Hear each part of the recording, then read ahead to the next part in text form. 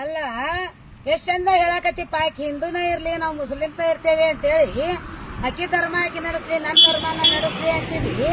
ನಿನ್ನೆ ನನ್ನ ಮಗಳು ನಾನು ಒಳಗ್ ಮಾತಾಡಕತ್ತಾಗ ಕೊಳಗ ತಾಳಿ ಕೇಳಿದೆ. ನಮ್ದು ತಾಳಿ ಇರ್ತತಿಲ್ಲ, ತಾಳಿ ಎಲ್ಲೈತಿ ಅಂದೆ. ನಾನು ಮನ್ಯಾಗ ಇಟ್ಟು ಬಂದಾನೆ ಅಂದೆ.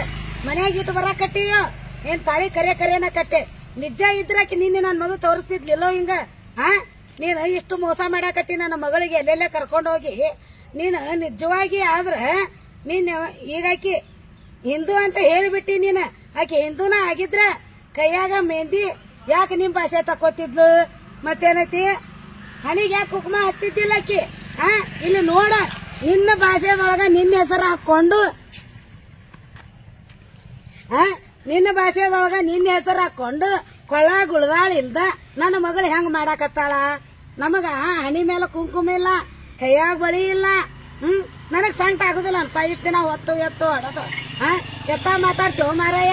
ಊರು ಮುಕ್ಕಳೆ ಚಂದಾಗಿ ನನ್ನ ಮಗಳಿಗೆ ರೀತಿ ನಡ್ತಿ ಕೊಡು. ಮತ್ತ ನನಗ ಹಂಗ ಹಿಂಗ ಧರ್ಮದಂತ ನಡ್ಕೋತೇವೆ ಅಂತೀಯ ನೀನ.